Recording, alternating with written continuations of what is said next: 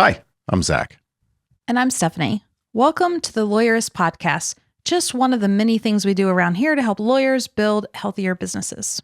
Today, I'm talking with my friend and business partner, Debbie Foster, about our new book, Be a Next Level Leader, and the first cornerstone, Leading Self.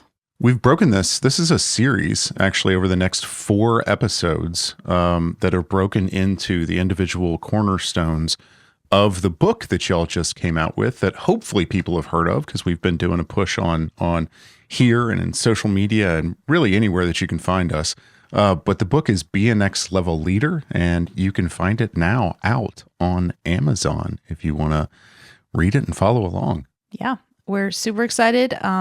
This was a fun book to write. I think people are really good. I mean, the early readers are already reaching out to us and saying, okay, you got me. I'm invested. This is good. And then the best compliment we could ever get, we just got this morning. Someone's about halfway through, and they just called us. It turns out this is a firm administrator at a larger firm, and they just said, "Hey, I just bought this for our managing partner." I was like that's the biggest compliment. If you already are like, I know who needs to read this, and I'm going to give it to them.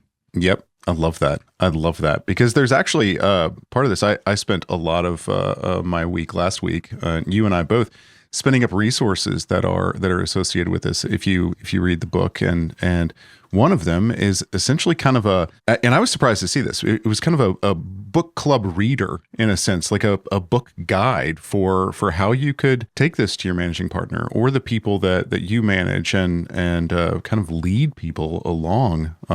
This book. I loved that. Yeah. And you'll hear Debbie and I talk about that. I think in this episode, we really wrote this, and part of what it gives leaders and firms is shared language. And so we don't think this is something just for one individual. Like, we see law firm leaders using this with their whole team of leaders. And then once you have this shared language, well, you'll hear me and Debbie talk about it, but we think it makes a big difference. I like it. Well, before we jump into that, ILTACon is next week. This is going to be my first time going to ILTACon, and I'm excited about that. I think we're booth 810. So if you're heading out to Nashville, my hometown, stop by, say hi, holler at us. Debbie will be there. I know. You bring the book. Bring the book with you, and get it signed. They're selling it they're actually going to sell it at their bookstore. So. Oh, nice. Don't bring the book. Buy it there. Or on Amazon, wherever you want. Or on Amazon. Anywhere. Buy it. Just go do. Anyway, here is Stephanie and Debbie's first conversation on Be a Next Level Leader.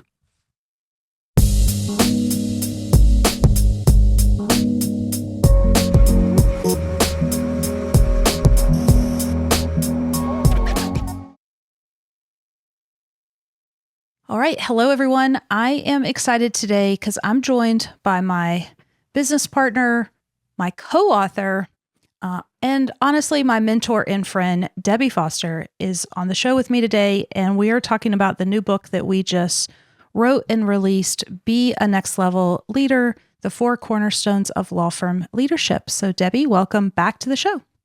Thank you so much. I'm happy to be here, especially excited to be here to talk about this topic. Yeah. And so we're actually going to do a whole series about the book. The book covers what we call our 4 cornerstones of law firm leadership. And today we're tackling the first one, which is leading self. And maybe this is a great place to start because I think this is kind of a topic some leadership books sort of skip or miss. And so why did we think it was important for us to really start with this concept of leading self? And maybe you could also explain what that means. So I'll start off with one of the things that we loved about writing this is how we connected on and built some really strong shared language. And one of the first things when we talk about leading self is the thing that we say all the time, leaders bring the weather. And I think this is such an important part of this book. And the reason why we started with leading self is because it's really challenging to do the other things if you don't lead yourself. And it means, how do we manage our internal state, how we show up, our emotions, our attention? How do we really think about the impact that we have individually as leaders? And that leaders bring the weather, It really says a lot. And we can all think of meetings that we've been in where someone's shown up like a tornado or shown up like a terrible thunderstorm or shown up like all is right in the world. And, safety and security just like comes out of them. And those meetings end differently depending on how the leader shows up. And so I think it's a really important reason why we started with leading self.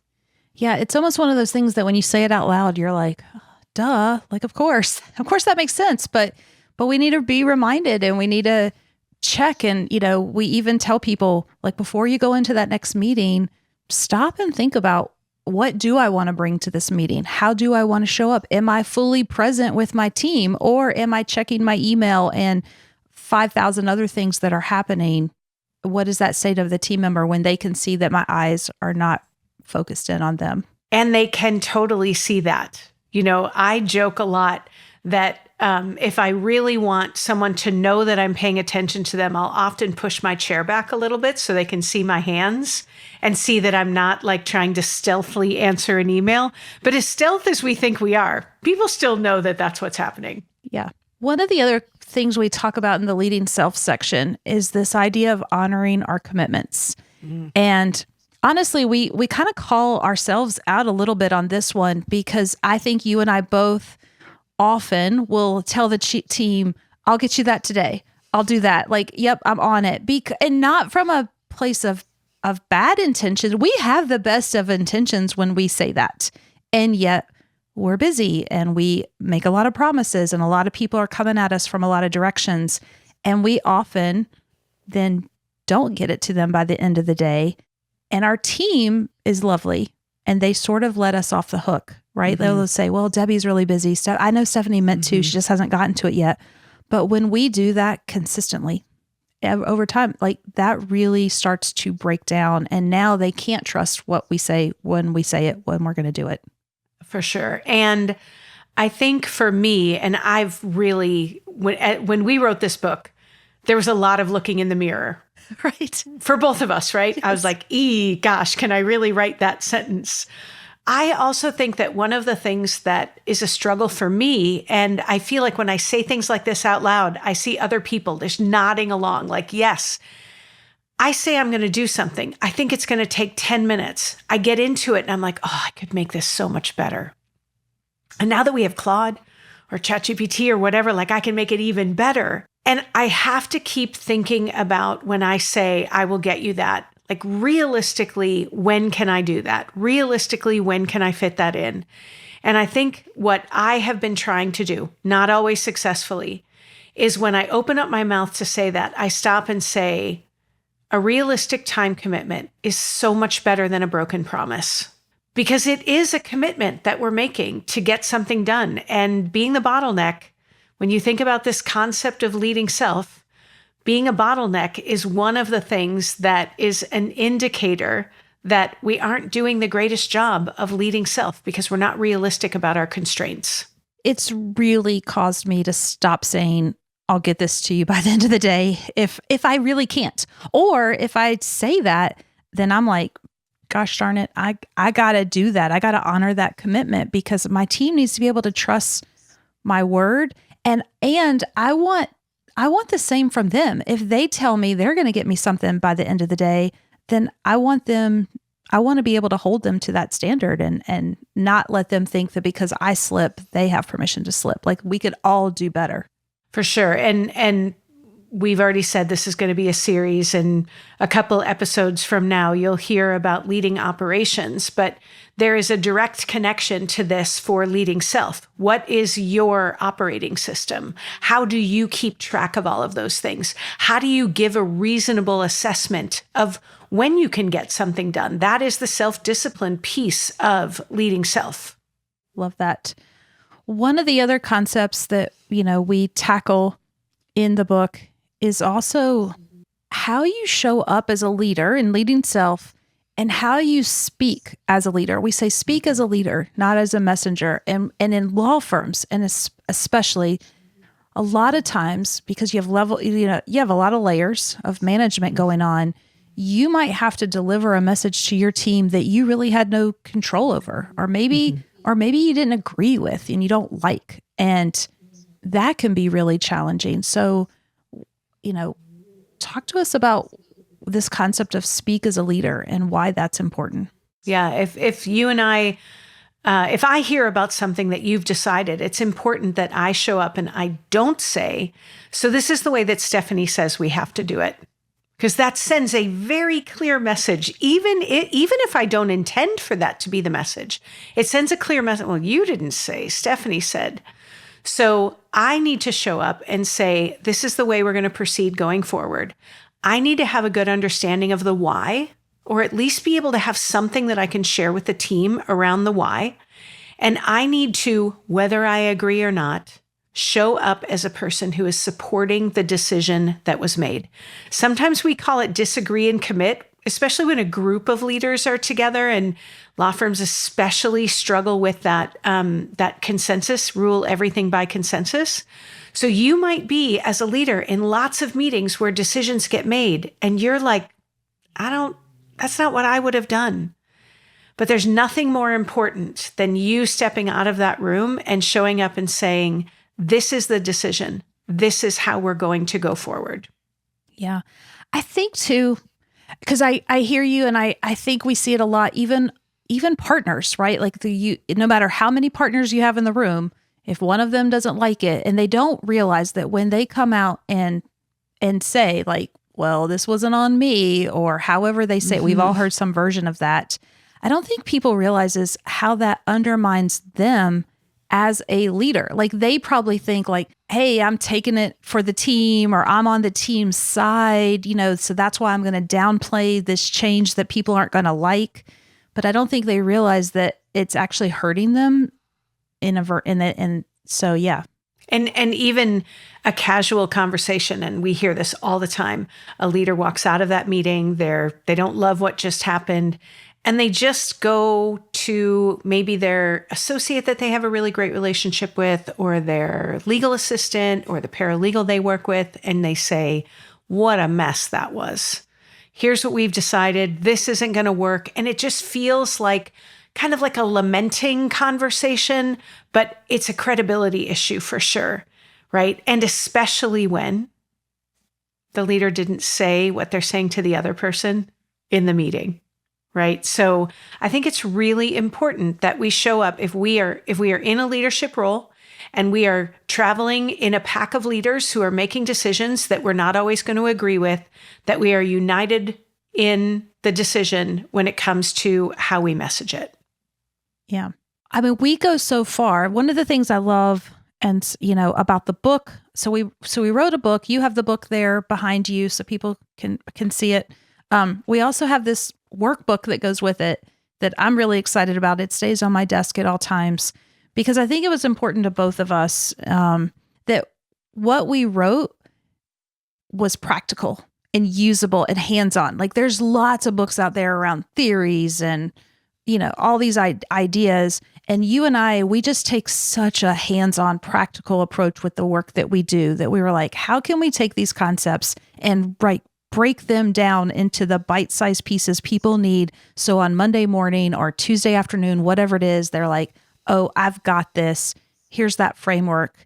Here's that resource. Here's what Debbie and Stephanie were talking about in the book in real life. Yeah. And so it's full of exercises and examples of how, and scripts of how to handle things. And so I think as we were talking about that, our hope was that it is almost like a desk guide, a resource, the book, the workbook. I've got to go have a difficult conversation. How am I going to do that? I don't feel like I showed up the right way in that meeting. How do I make that better? There's so many practical examples of how to do something, or even how to change the way that you're thinking about how you handle tough conversations or just hard things at work. There's lots of hard things at work. Yeah. So I just flipped over to the workbook and it's like, here's some renegotiation scripts. Like you realize that you made a commitment as a leader that you're not going to meet. So don't stay, you don't keep quiet. Don't wait. Hope somebody doesn't, call me out or figure me out.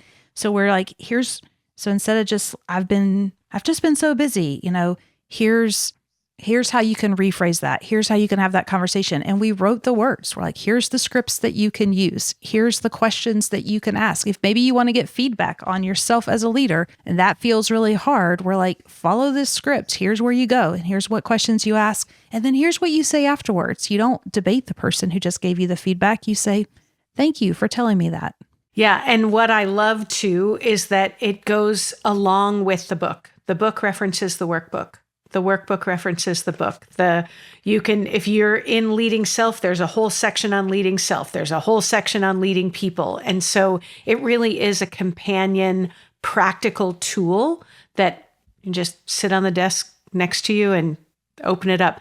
I also love that this kind of I love a spiral bound thing. Yeah.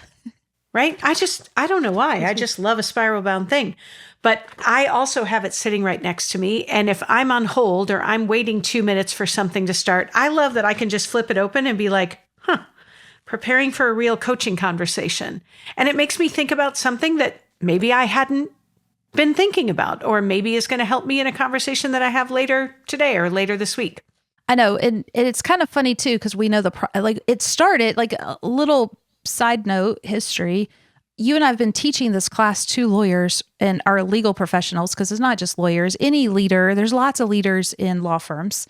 And so we've been teaching this for several years, and we've always had a little like worksheets, some work, a very simple, when I say workbook, not like what this is, but we would, here's some exercises to do, because we like interaction. We like active learning. And we had this idea back, months ago. I was like, maybe it'd be good to write some words around those exercises with the concepts, and that might help those learners like really dig into what we're trying to teach. And next thing you know, that's how this book was born. So I love to kind of how it came to be. And honestly, it started as a workbook with some content, with some text. Then I was like, I think this is actually going to be a book. And then it was going to be this massive book with book and exercises. And then we're like, actually, these are two separate things. And so we haven't really talked about this much. We really wrote 2 books because these things are pretty extensive, both of them. Absolutely. Absolutely. And it's part of the whole system, which I'm sure we'll talk about that more later, because reading a book, that's one way to learn. Having a workbook, tools, examples, practice, that's another way. And then the leadership training, cohort or specific for your firm. How do we train our leaders and have a system that we run? All of our leaders run off of the same system, have the same shared language. That's one of my favorite parts about it, is all I have to do is say, leaders bring the weather, and everyone, 3 paragraphs of information scroll through people's brains. You know exactly what that means. Yeah. I think that's what we're both so excited about with this book and the workbook and the concepts is we are giving shared language to the people who are going to embrace it. And so, and we're going into lots of firms now are like, we want this for all of our leaders. So it doesn't have to just be for the managing partner. Anybody who leads, there's lots of leaders in your firm, even if, they manage people. Some people are leaders and they don't manage a team. But giving them the same frameworks so that they are on the same page and they do have that shared language. And we were very intentional in the book and the workbook to really think about what are those phrases? What are those bite-sized phrases that you could say that carry the weight of that message? Because in real time, you don't have time to sit down and say, well, Debbie, let's talk about the energy that today, you could imagine a whole long conversation instead of being like, hey, what's this weather? And if I said that to you, you'd be like, oh, let me pause right now. Let me check myself. What am I bringing in the stress of a sick grandkid from this morning and breakfast ran late and this thing didn't happen and the client is sending me an email. And then I just could say that and you would immediately pause and be like, okay, maybe I just need to take 3 breaths or get up and walk around for a second and reset. Totally agree. And one other thing that I'll add, because I think that this is an important part of our why. We spend a lot of time with the Association of Legal Administrators, lots of time with business leaders, executive business leaders that are trying to herd the cats, wrangle the people, get things done, move the ball forward. And with those people in mind, and also learning from their experiences and hearing all of those stories about how do we really think about what leadership looks like in a law firm through the lens of so many of these people that we've worked alongside that have taken our leadership training, whether it be for an individual firm or in a more formal training. We have been able to extract some really great information about where people have been successful and where they haven't, and built these tools around something that they can practically take back. So even when responsibility and authority are not aligned, even when you have more responsibility than you have authority, there are still practical tools in this book that, on the topic of leading self, help you think about how you show up, how you communicate, how you regulate your emotions, how you think about the commitments that you make. And that's one of the things I love, the community of people that we have. I mean, how much fun is it to help a group of people that care so deeply about the law firms where they work?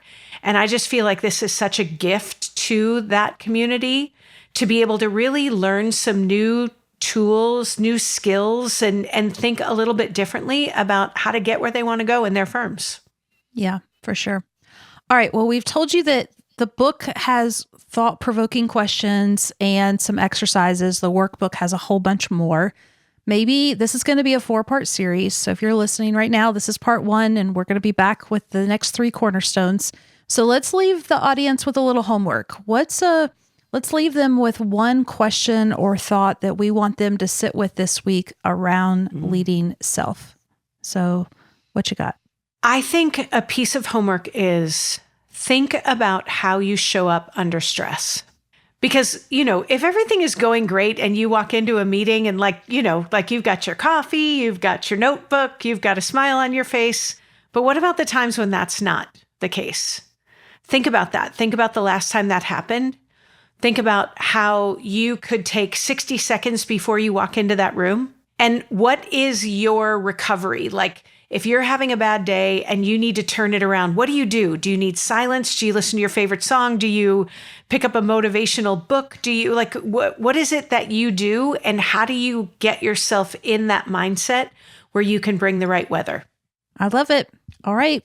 Well, thanks everybody for being with us today. And Debbie and I will be back to pick up the next cornerstone on leading people. So make sure you stay tuned for that one because there's a lot to cover for sure.